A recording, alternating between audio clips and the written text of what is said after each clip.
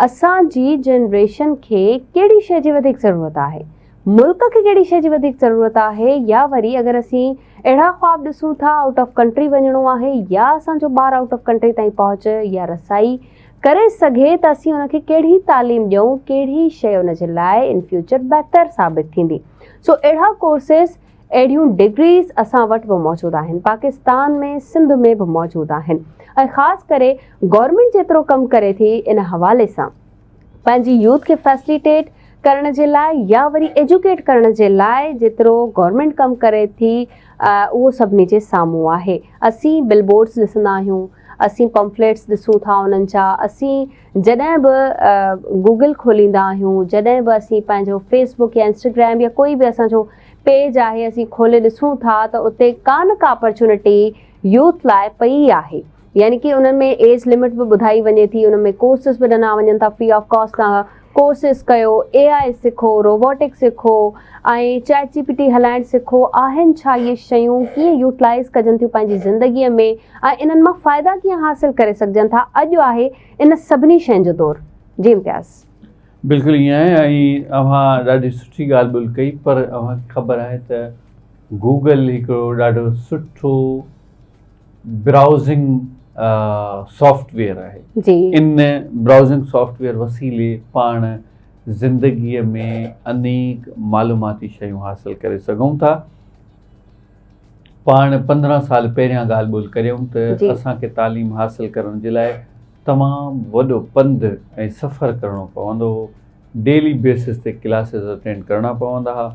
ऐं जॾहिं अचानक असांजी तबियत ठीकु न रहंदी हुई त पोइ पाण छा कंदासीं, पंहिंजे दोस्त खे चई छॾींदासीं त अदा अॼु आऊं कोन अची सघंदुसि, इन करे महिरबानी करे जेको साइंस टीचर जेको बि लेक्चर ॾे महिरबानी करे उनखे तव्हां पंहिंजी कॉपी में पेस्ट करे वठिजो, लिखी वठिजो, नोट करे वठिजो, सुभाणे अची आऊं तव्हां खां उहा कॉपी वठंदुसि। जी।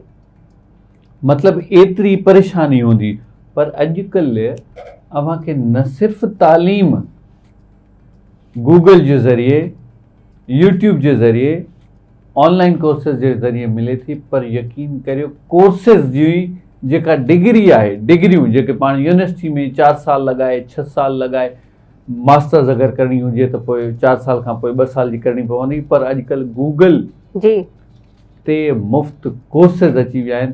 न सिर्फ़ु कोर्सिस लर्निंग न, पर तव्हांखे हू डिग्री बि ॾियनि था। वाह वाह। सा बि मुफ़्त में। सो रिसेंटली गूगल जी तरफ़ां इन मुल्क पाकिस्तान जी 3 लख नौजवाननि खे मुख़्तलिफ़ कोर्सिस पढ़ाया बि वञनि पिया ऐं उन्हनि खे डिग्रियूं बि ॾिनियूं वञनि। बहितरीन बहितरीन इहो इनिशिएटिव आहे। इन मां जेतिरी असांजी यूथ फ़ाइदो हासिलु करे उहा करे वञे, छो त ही अपॉर्चुनिटीज़ कॾहिं कॾहिं ईंदियूं आहिनि ऐं इनखे अवेल करणु घुरिजे। असांजा जेके बि नौजवान आहिनि या वरी जेसि ताईं असांजो ही आवाज़ पहुचे थो थ्रू आवाज़ TV, त असीं तव्हांखे ज़रूरु सजेस्ट कंदासीं त अप्लाई कयो। अप्लाई करे गूगल, तव्हांजे हथ में मोबाइल आहे, तव्हां गूगल ते अप्लाई करे सघो था। उहो सॼो तरीक़ेकार तव्हां गूगल खां ई पुछी सघो था, तव्हांखे हेल्प आउट बि गूगल पाण कंदो। सो तव्हां उन खां पुछी करे उहे कोर्सिस जेके तव्हांजी ज़िंदगी खे बदिलाए सघनि था उहे तव्हां फ्री ऑफ कॉस्ट करे सघो था। प्लस में पंहिंजी सर्टिफिकेशन बि हासिलु करे सघो था। सर्टिफिकेट हासिलु करे कंहिं सुठी जाइ ते पंहिंजी ज़िंदगी खे सेट करण जे लाइ जॉब बि करे सघो था।